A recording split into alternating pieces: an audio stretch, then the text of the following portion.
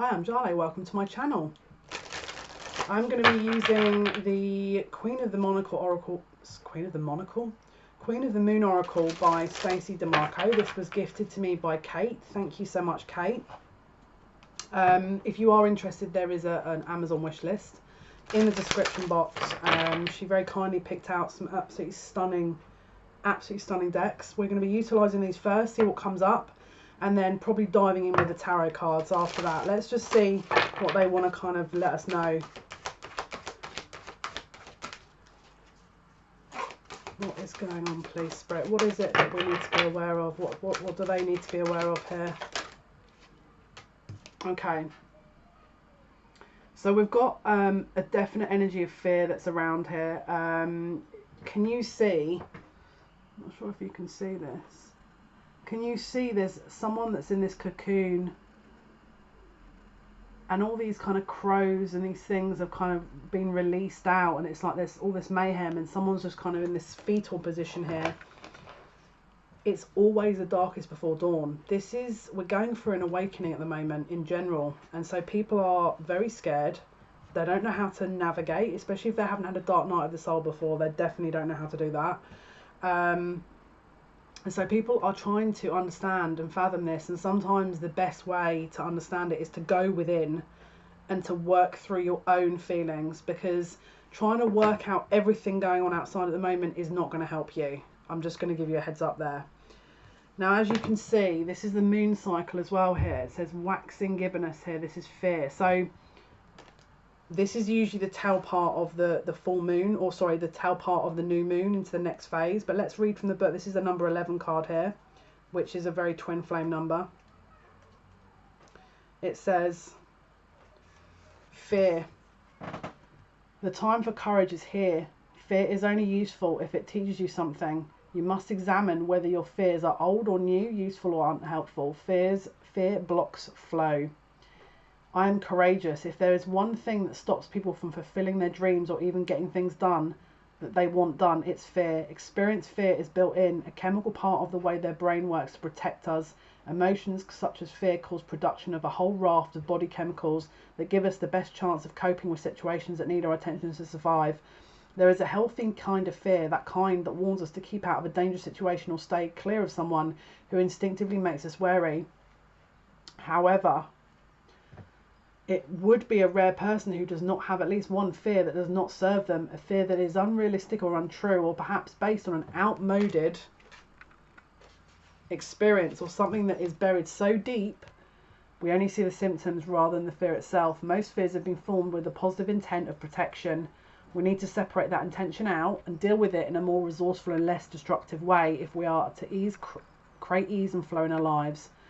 Fear has many names. Covert ones are envy, jealousy, codependence, procrastination, bullying, people-pleasing, disconnection.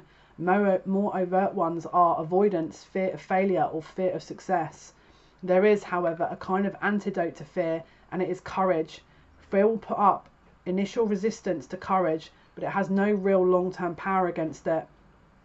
While we can be fearful and courageous at the same time, and I think courage contains a mighty big dose of fear, we can choose to face that fear and flow through it unless we fear less and then eventually become fearless.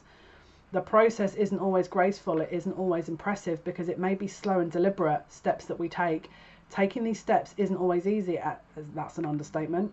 It isn't always apparent to others, so it should be about us measuring how far we have come and not worrying about what anyone else thinks. Comparison is useless, courage is powerful no matter what form it takes. And it says companion stone or metal is aquamarine. 100%. This is, we're birthing a new age here. And the fears that we're shedding are actually mass fears. And it's not just any small kind of little thing that, you know, people are kind of working through. These are larger concerns, larger fears, larger worries, larger concerns. Like,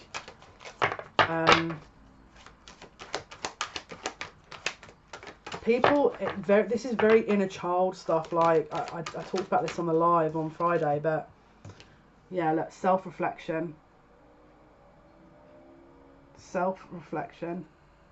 Can you see you've got two elements of the same person. One's looking one way and they're in their emotions, and the other one's kind of reflecting it back. This is actually a very good way of doing it. It's like you're putting yourself in your emotions for a certain event, and then you're observing it as well and seeing what the difference is. That's actually a very, very good way of, and it's actually not only that, but it gives you a different perspective on a situation as well. Can you see the full moon in the background? So obviously full moons are very, I mean, actually it's waning gibbous, so it's almost a full moon, and this is a 17 card, so it's about number 8. She's allowed the tide to get up to her enough to really feel and surrender to that kind of emotional state. And she's still connected because she's holding on. And actually it's an illusion. Can you see? She's observing something that is frightening to her. So is this a reflection of our own fears that are being portrayed out there so that we can observe it and release? And what is real and what isn't? Well, this is what I would say we need to be looking at this time.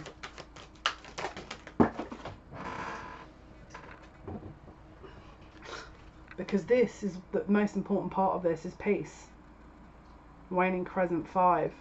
Can you see she's absolutely connected to the universe here? She's in full alignment. This is not someone that's wondering what's going to happen next, or when's this going to happen, or when. This is actually adding up to 10 as well, which is number 1, new beginnings. She's still grounded because she's got the earth beneath her, but she's in connection with everything that is, because it's teaching her how to move on to the next stage. Because this is what we're wanting to see, which is the growth. And look, can you see she's entwined herself around what looks like an egg that's in a nest? It looks like the earth, because, and look, there's a timepiece there as well. Can you see? She's not rushing, she's not panicking, she's not wondering what's going to happen. She's just surrendering. She just is. She just is. Because they're saying the best is yet to come. The best is yet to come.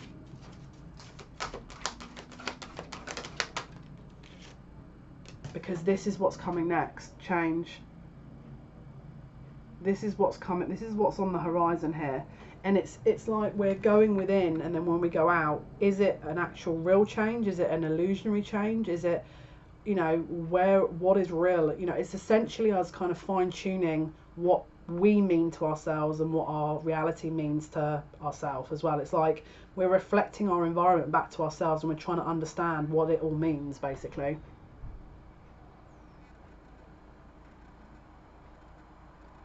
She's pushing an egg. And there's birds around here. She's wearing this red. This is the thunder moon. Now, when is the thunder moon? I think that's, isn't that October time? When is the thunder moon? When is the thunder moon? Thunder moon in 2020 is July. This year, if the night sky is clear, space fans may see July's full moon turn a darker shade than usual, as the third prenuptial lunar eclipse of 2020 is set to take place. So my understanding is there may be one in June. This is the last of 3, because the first was in January, I think. They're saying yes. So I think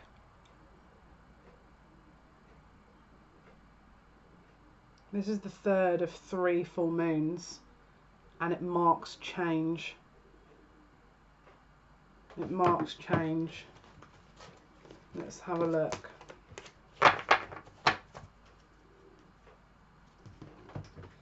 I'm going to go into the Fountain Tarot cards again that was sent by Kate. Thank you so much. These are absolutely stunning cards. I love them. They are an absolute amazing to work with, and as are all the decks you sent. Thank you so much. Okay, so let's see what the messages are here. What are the messages, please? What are the messages? What are the messages, please? Messages, what is it? What needs to come out in this reading, please? Maybe a little bit about what we've spoken about, Thunder Moon wise.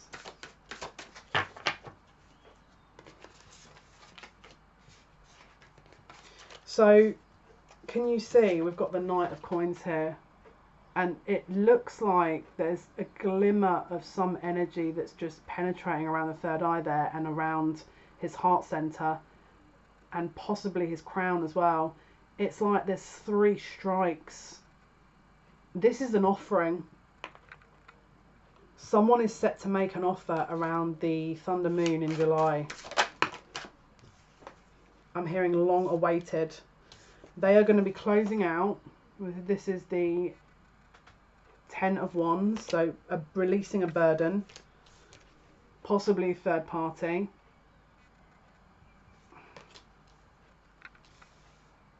They're making an offer. They were caught up in something before emotionally that they couldn't release themselves from, but by this point in time they can release that. They're already released themselves. They've I'm just hearing they're reviewing their hard work and efforts.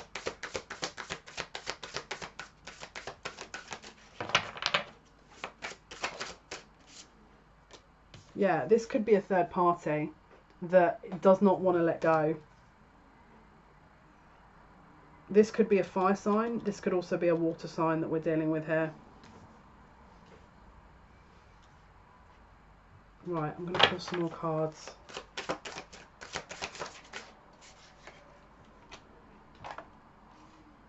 Okay, makes sense.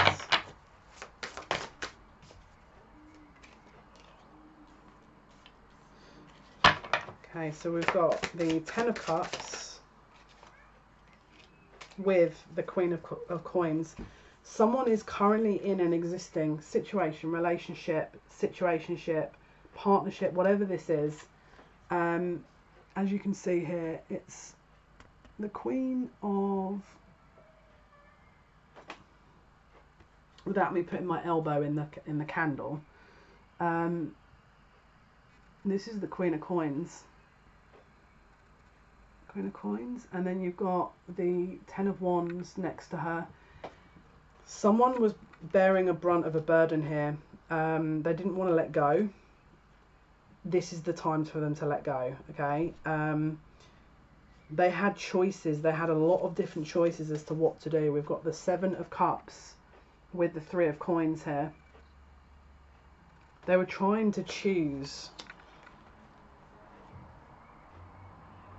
without seeing the bigger picture. They didn't see. They were trying to make a decision based on a lack of information. Can you see this Queen of Coins as well is hiding money? Someone's been hiding money. Someone's been taking money. Can you see? This is again Queen of Coins, 10 of Wands. Someone was hiding a resource. And whoever this was, their partner, I feel, was trying to work around it, but it was like this is a heavy burden for them. Because at the it's like they were stuck. It was almost like it could be karmic, but it's like they were stuck in this monotony of doing the right thing versus the promise that was made. I feel like they may have made this person a promise, because all the time what they were sort of involved with this. The King of Cups just wanted to be with the Empress. This was what was on the King of Cups' mind. It wasn't again, it was the lack of emotions that were being displayed. It was the lack of...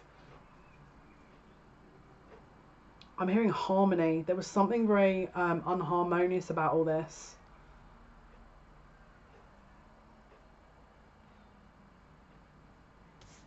And it kind of put a strain on the relationship, because again, this is a third party situation here where someone had to choose Two of Swords in the reverse. Now this is the upright Two of Swords.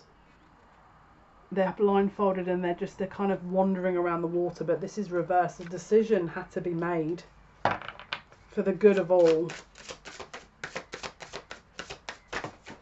Wow, that flew.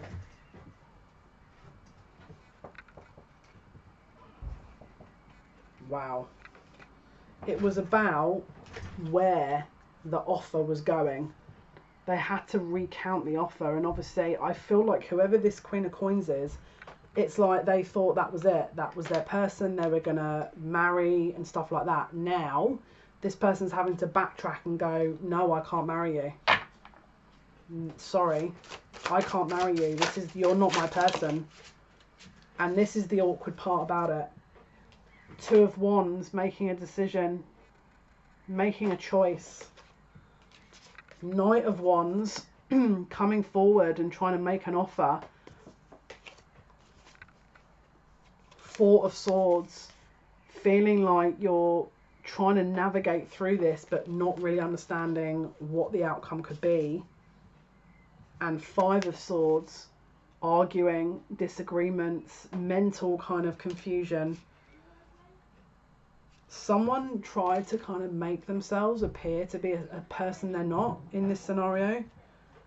And this is starting to become very obvious to someone. This is starting to become very obvious to someone. It's like there's someone that could be in a relationship that is starting to feel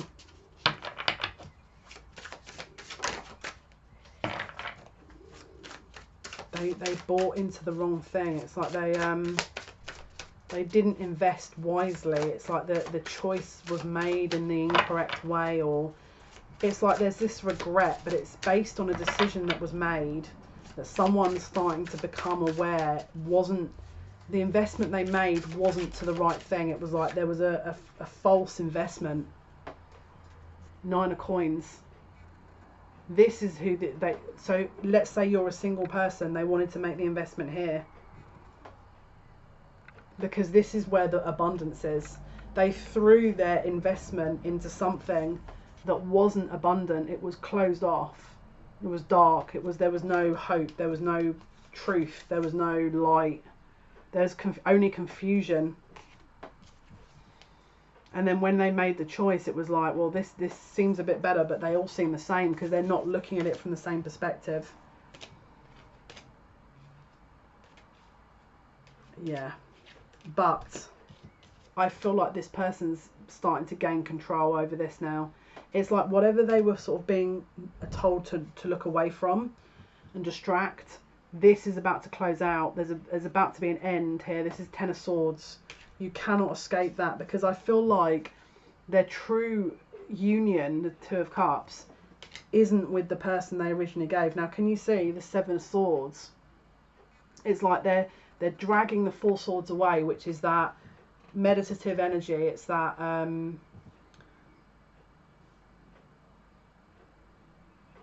it's the peace, it's the calm, and they've got the two swords. Hang on, one, two, no, there's 5 swords that they've taken away, which is the arguing, and the 2 swords are left. They've already chosen. They've already chosen. They've already chosen. Someone's sent like this beacon out. Someone's sent this beacon out to acknowledge their choice, so they can see it in energetic form. This is someone who's trying to test the water a little bit to see how you'll react or how you're going to cope, but they're doing it in a spiritual way. It's like they're testing the water. They're testing the water here.